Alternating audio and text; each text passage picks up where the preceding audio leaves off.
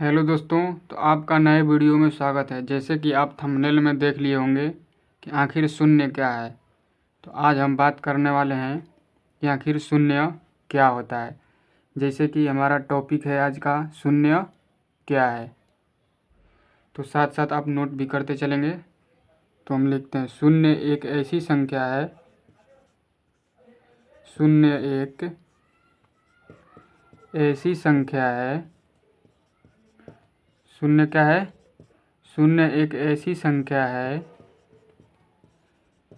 जो न तो ऋणात्मक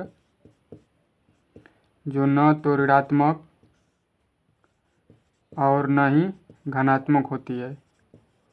न ही धनात्मक होती है। जैसे कि आप देख सकते हैं शून्य का है, शून्य एक ऐसी संख्या है जो न तो ऋणात्मक होती है और न ही धनात्मक होती है।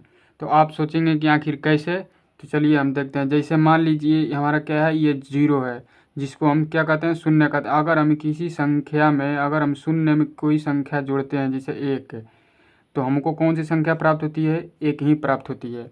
अगर 0 में अगर हम माइनस घटाते हैं, मान लीजिए कोई भी संख्या ले लीजिए, जैसे 2 हम घटाते हैं, अगर 0 में से अगर हम 2 घटाएंगे तो हमको कौन सी संख्या प्राप्त होगी? तो अगर हम 0 में कोई भी संख्या जोड़ते हैं या 0 में कोई भी संख्या घटाते हैं तो हमें वही संख्याएं प्राप्त होती हैं जो हम 0 में जोड़ते हैं या जो हम 0 में घटाते हैं। तो आप समझ गए होंगे। जैसे मान लीजिए हमको -2 में हमको 2 जोड़ना है तो हमको क्या प्राप्त होगा?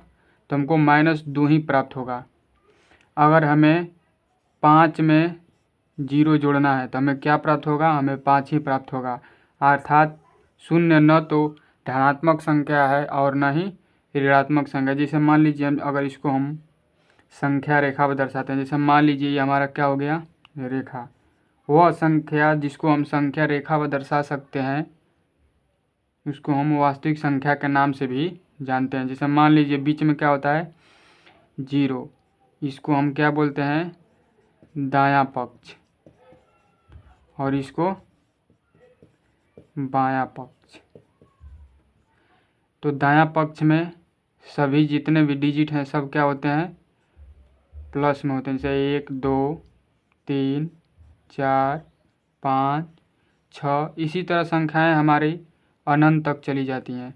उसी तरह हम बायां पक्ष की बात करें तो -1 -2 -3 -4 -5, इसी तरह बाएं तरफ भी संख्याएं कहाँ तक चली जाती हैं?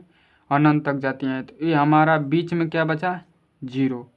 तो आप देख सकते हैं ये न तो धनात्मक है और न ही ऋणात्मक है। ये तो आप पहले भी बता चुके हैं। तो 0 क्या है? तो लिखेंगे हम शून्य एक समपूर्णांक संख्या है तथा इसे हम